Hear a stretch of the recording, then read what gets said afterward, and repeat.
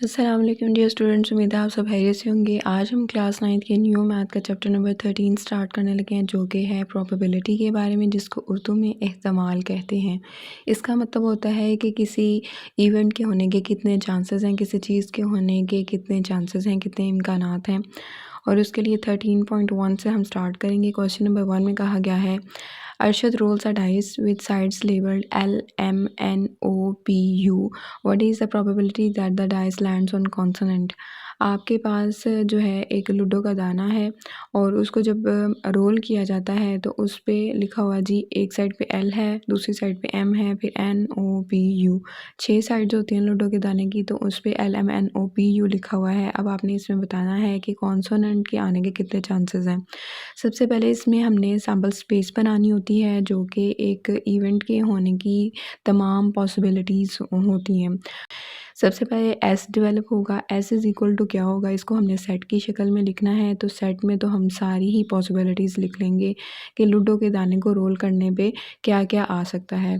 ज़ाहिर बात है, सारी साइड्स में से कोई भी साइड जो है वो अपीयर हो सकती है। फिर इसकी हम तादाद लिखेंगे, एन ऑफ एस, यानी कि सैम्पल स्पेस की तादाद कितनी बन रही है।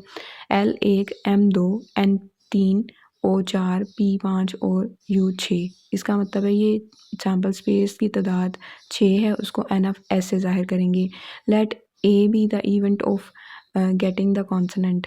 कॉन्सोनेंट लेटर हासिल करने के लिए हमने इवेंट को शो करना है कि इवेंट को ए का नाम दे लें, बी सी डी, आप किसी का भी नाम दे सकते हैं। तो आप फॉर एग्जांपल ए का नाम दे लेते हैं कि A is equal to, consonant letter है ही 4 हैं इसमें, L M N और P, तो वही आप लिख देंगे। फिर आप तादाद लिखेंगे, एन ऑफ ए से डिनोट करेंगे, इज़ इक्वल टू 4 हो जाएगी। प्रोबेबिलिटी ऑफ ए, यानी कि इवेंट की प्रोबेबिलिटी लिखेंगे। फार्मूला होता है प्रोबेबिलिटी का N of A over N of S. N of A का आंसर 4 है, एन ऑफ एस का आंसर 6 है।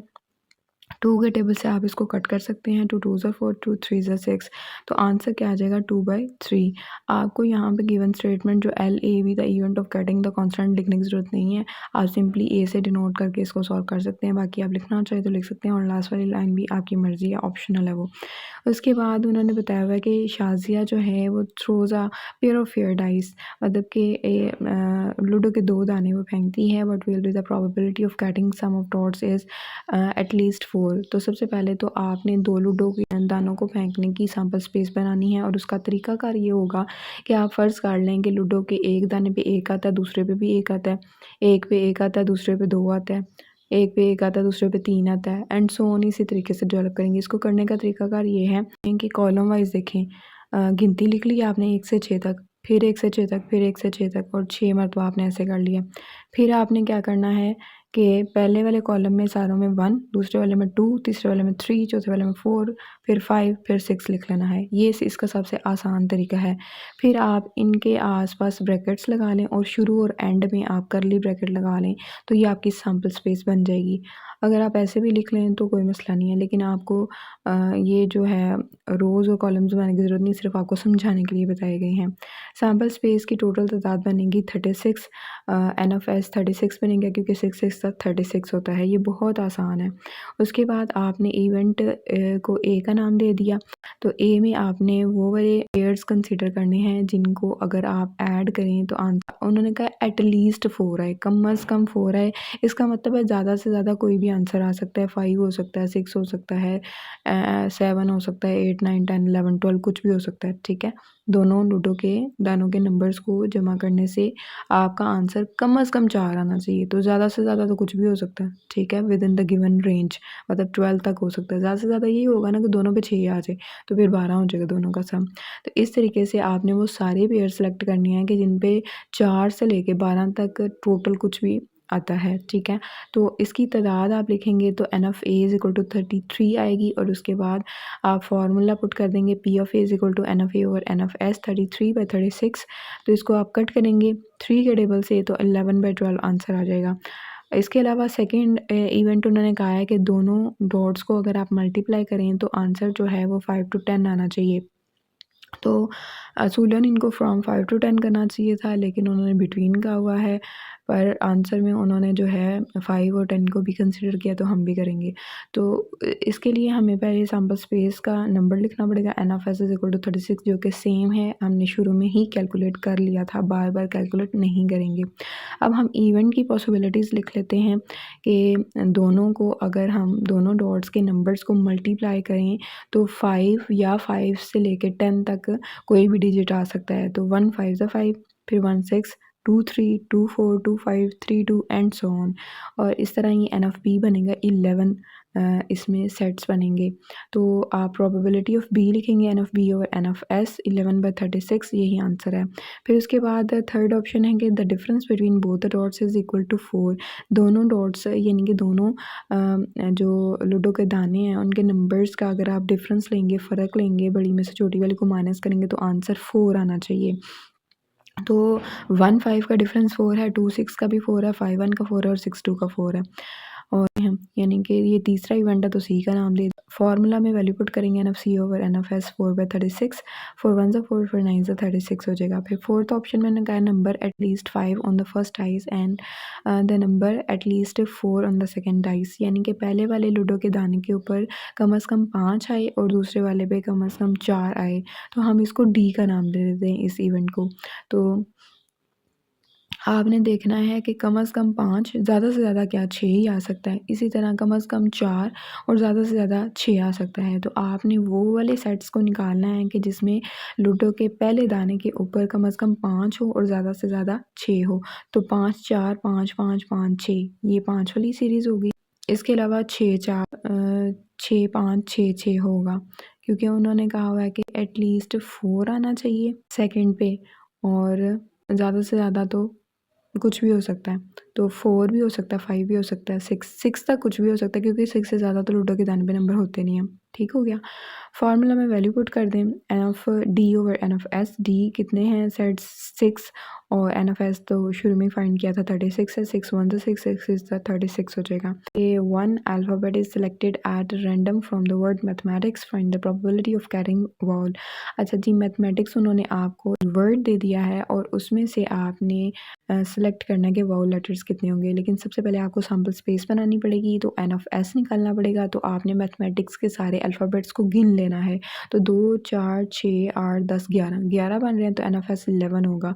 इवेंट को आप ए का नाम दे लें, वाउल लेटर्स में देख लें कौन कौन से हैं आपके पास। है ए है, ई है, ए है, आई है, ये आप सारे लिख लेंगे। एन ऑफ ए 4 बन जाएगा, तो प्रोबेबिलिटी 4/11 हो जाएगी।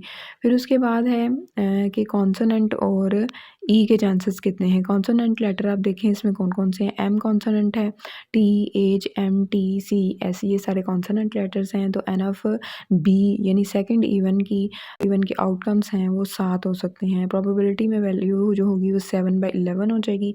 11 तो आपने एक ही दफ़ा फाइंड किया ना, वो सारों के साथ वही आती जाएगी। फिर थर्ड इवेंट है, उसको आपने सी का नाम दे लिया। ई के कितने चांसेस हैं, तो ई एक ही है उसमें मैथमेटिक्स में, तो ई एक ही है। तो एन ऑफ एस जो है 11 के साथ इसको फाइंड कर लें, 1/11 आंसर आ जाएगा। उसके बाद ए के कितने चांसेस हैं, ए 2 मरतबा है तो 2/11 हो। अच्छा, नॉट एम का पूछ रहे हैं वो, let E be the event of getting not M. तो अब इसको आप ना ई का नाम दे लें। मैंने आपको शुरू में बताया था कि आप ए से लेके जी तक कोई भी नाम दे सकते हैं। आपने ई का नाम देना है, जी का देना है, कोई भी नाम दे सकते हैं, लेकिन बिल तरतीब चल रहे हैं तो इसलिए ई का नाम बन रहा है। उन्होंने कहा एम नहीं होना चाहिए। अब अगर एम मैथमेटिक्स में एम नहीं होना चाहिए तो बाकी लेटर्स हो सकते हैं, तो आप बाकी लेटर्स लिख लें। ठीक है, मैथमेटिक्स में 2 दफ़ा एम आ रहा तो उन 2 को रहने देना, तो बाकी अल्फ़ाबेट्स लिख लें। तो वो 11 में से 2 निकालेंगे तो बाकी 9 रह जाएंगे, तो इसका मतलब है 9/11 लिख सकते हैं। नॉट टी, अब मैथमेटिक्स में आपने देखना है कितनी दफ़ा टी आ रहा है, तो टी भी 2 दफ़ा आ रहा था तो वो रहने दें। उसके अलावा बाकी आप लेटर्स लिख लें। तो एन ऑफ एफ क्या हो जाएगा 9, और एन ऑफ एस तो 11 ही है, तो 9/11 इसका आंसर आ जाएगा। उसके बाद क्वेश्चन नंबर 4 है, जिसमें उन्होंने कहा है कि Aslam rolled the dice, what is the probability of getting the numbers 3 और 4, also find the probability of not getting the numbers 3 और 4। असलम ने एक डाइस को रोल किया है। आपने बताना है कि कितने चांसेस हैं कि डाइस को रोल करने पे 3 आए या 4 आए। तो इसकी इसके अलावा आपने ये भी प्रोबेबिलिटी फाइंड करनी है कि 3 या 4 ना आए। तो सबसे पहले तो हम 3 या 4 के आने की प्रोबेबिलिटी को चेक करेंगे और उससे पहले हमारे पास सैंपल स्पेस होनी चाहिए। जब भी आप एक लूडो के दाने को फेंकेंगे, सैंपल स्पेस क्या होगी कि 1 से लेकर 6 तक कोई भी साइड ऊपर आ सकती है, तो उसको आप सैंपल स्पेस से ज़ाहिर कर लेंगे 1 से 6 तक गिनती लिख के सेट की शक्ल में। फिर उसके बाद एन ऑफ एस कितना लिखा जाएगा 6, क्योंकि 6 डिजिट्स में से ही कोई डिजिट जो होगा शो होगा। ए इवेंट को नाम देते हैं, 3 आएगा या 4 आएगा। नंबर कितना लिखा जाएगा इसका 2 लिखा जाएगा। N of A is equal to 2, तो 2/6 प्रोबेबिलिटी में आएगा, तो कट करेंगे 2 1 2 2 3 6 आ जाएगा। अब ये तो हमने 3 और 4 की प्रोबेबिलिटी ली है। अब वो कहते हैं नॉट गेटिंग 3 और 4, तो इसका मतलब है कि आप इसको डिनोट करेंगे पी ऑफ ए कॉम्प्लीमेंट से, और वो बराबर होता है 1 माइनस ए।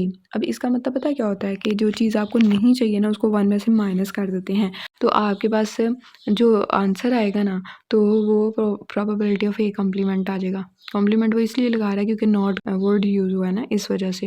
1 माइनस 1/3 इसको आप कैलकुलेटर से सॉल्व कर लें, 2/3 आंसर आ जाएगा। Abdul Hadi labelled cards from 1 to 30 and put them in a box.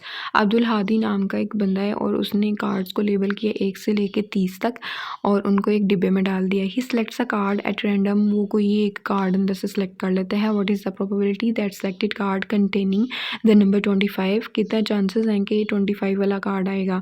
तो सबसे पहले सैम्पल स्पेस लिखनी पड़ेगी, तो उसको आप एन ऑफ एस से डिनोट करेंगे, वो 30 होगा क्योंकि 1 से लेके 30 तक जो उसने नंबर्स लिखे थे ना, तो एन ऑफ एस तो 30 बनेगा।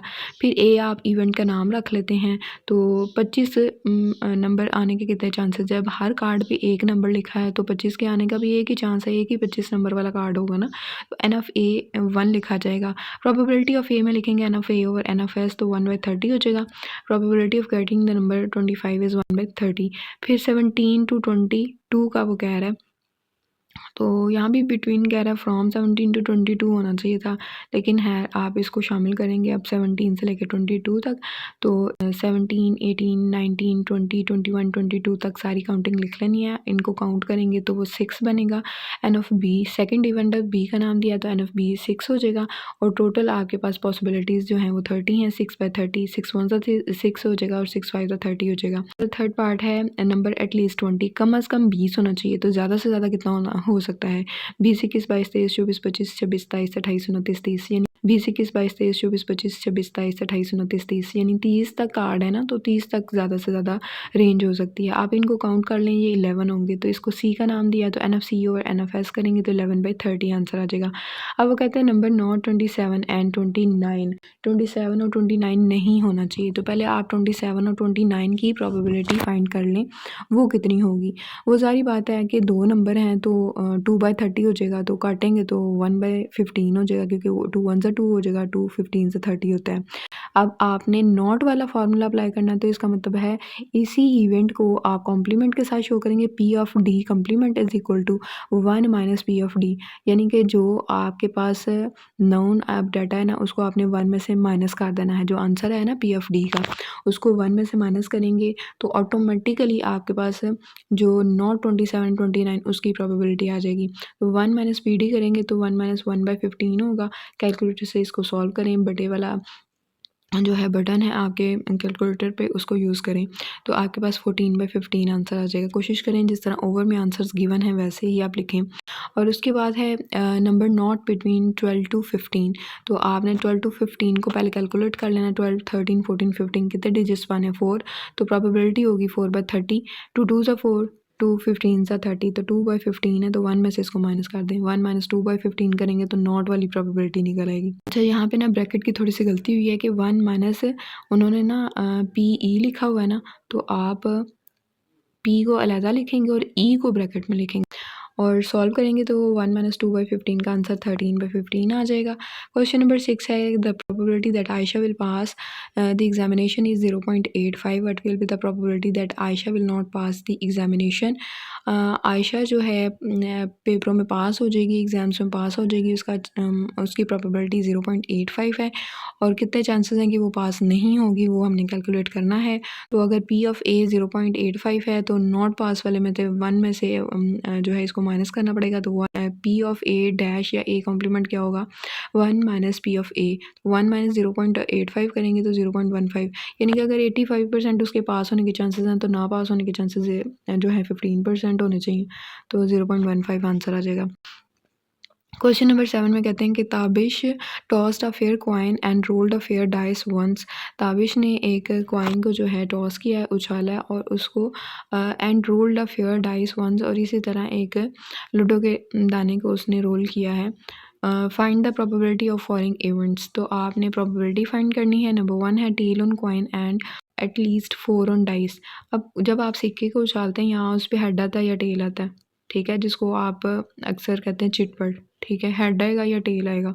तो हेड जो है वो उसको एच से डिनोट करेंगे और टेल को टी से करेंगे।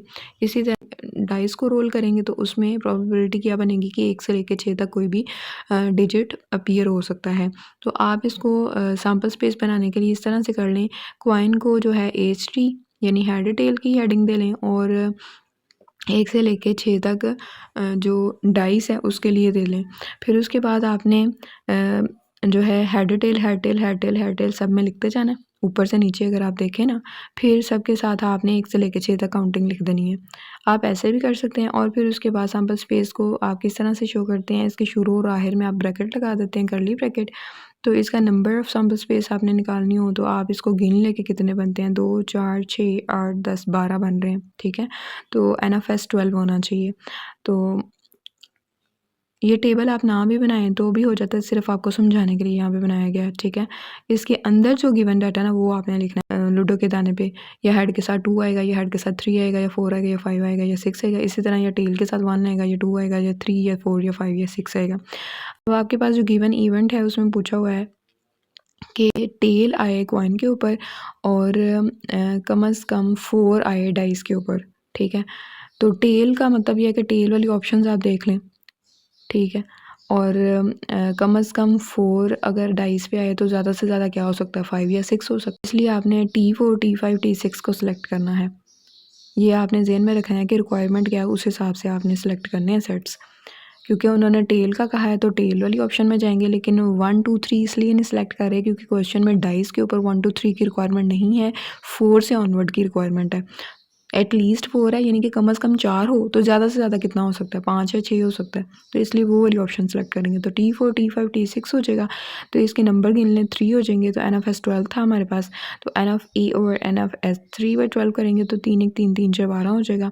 सेकेंड है कि head on coin and the number 2 3 on dice, कि कॉइन के ऊपर हेड आना चाहिए और डाइस के ऊपर नंबर या तो 2 हो या फिर 3 हो।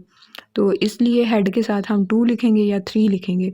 तो इसकी अगर आप जो है प्रोबेबिलिटी काउंट करेंगे तो किस तरह से हो जाएगा, NFB ओवर NFS। तो नंबर कितने एक सेट जो है H2 का, एक H3 का है, तो 2 हो जाएंगे, यानी कि 2/12 हो जाएगा। 2 1 2 2 6 12 हो जाएगा। फिर उसके बाद head and tail on coin and the number 5 on dice, यानी कि head and tail on coin, coin के ऊपर हेड आएगा, टेल आएगा और उनके साथ नंबर 5 आएगा। तो हेड के साथ भी 5 लिख लें और टेल के साथ भी 5, वो वाला सेट सेलेक्ट कर लें। तो इसको C का नाम दे लें। तो इसके अंदर तादाद कितनी हो जाएगी, 2 सेट्स की। फिर प्रोबेबिलिटी लिखेंगे तो 2/12 हो जाएगा। Number of desired outcomes over number of total outcomes जो होता है, तो 2/12, 2 1 2 2 6 12 हो जाएगा। फिर फोर्थ ऑप्शन में कहा है कि not tail on coin and the number 5 on dice, यानी कि नॉट वाला है। तो पहले हम इसका येस वाला फाइंड करेंगे, फिर नॉट वाला फाइंड कर लेते हैं। तो यानी कि वो कहता है टेल नहीं आना चाहिए और 5 नहीं आना चाहिए। तो आप पहले ये फाइंड करें टेल और 5 आए तो क्या प्रोबेबिलिटी होगी। तो फिर आप T5A की सेट सेलेक्ट करेंगे। इसमें आप क्या करेंगे, सेट को ना एक जो स्मॉल ब्रैकेट है उसकी शक्ल में आप लिखेंगे। ये इन्होंने इधर स्मॉल ब्रैकेट नहीं लगाई, आप लगाएंगे, ठीक है। तो इसके अंदर फिर आपके पास एक ही इवेंट ऐसा बनेगा, तो NFD 1 हो जाएगा। तो 1/12 करेंगे। उसके बाद उन्होंने नॉट गेटिंग टेल का है ना, तो 1 में से PD को निकाल देंगे। PD complement is equal to 1 minus PD करेंगे तो 1 माइनस 1/12 करेंगे तो 11/12 आंसर आ जाएगा।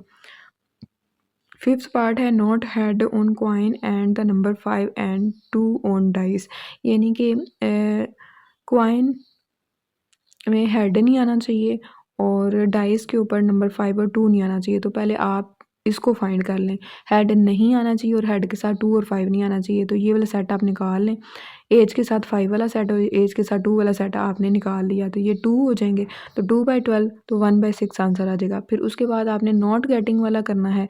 नॉट गेटिंग के लिए पी ऑफ ई कॉम्प्लीमेंट करेंगे is equal to 1 minus P E. तो 1 माइनस 1/6 करेंगे तो 5/6 आंसर आ जाएगा। तो क्वेश्चन नंबर 8 है, the card is selected at random from a well shuffled pack of 52 playing cards. ये ताश के पत्तों वाले सवाल हैं, ठीक है। टोटल आपके पास 52 ताश के पत्ते होते हैं और उसमें से उन्होंने पूछा हुआ है कि क्वीन के आने के कितने चांसेस हैं।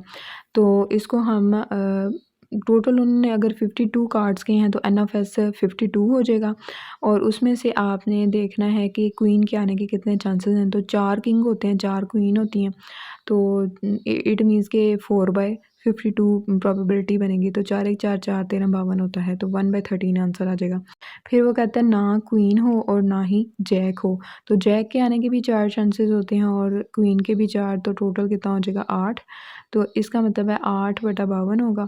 तो 8/52 करेंगे तो 4 2 8 4 1 4 4 3 12 2/13 हो जाएगा। तो इसमें से हमने अब not a queen nor a jack का है ना, तो 1 में से इसको माइनस कर देना है। P of B dash is या B complement is equal to 1 minus P of B. जब वो नॉट कहते neither a queen nor a jack, तो पहले आपको क्वीन और जैक वाला आंसर निकालना पड़ेगा। Number of queen and jack total कितने हैं? 4 क्वीन और 4 ही जैक हैं, तो 8 हो गए। तो प्रोबेबिलिटी निकालेंगे तो 8/52 हो जाएगा। 8/52 को कट करेंगे 2/13 आ जाएगा। अब ये तो आपने इनकी प्रोबेबिलिटी फाइंड की है। अब वो नॉट गेटिंग की कह रहा है, ठीक है। ना क्वीन आनी चाहिए ना जैक आना चाहिए, तो 1 में से इसको माइनस कर दें। 1 में से 2/13 को माइनस करेंगे तो 11/13 आ जाएगा।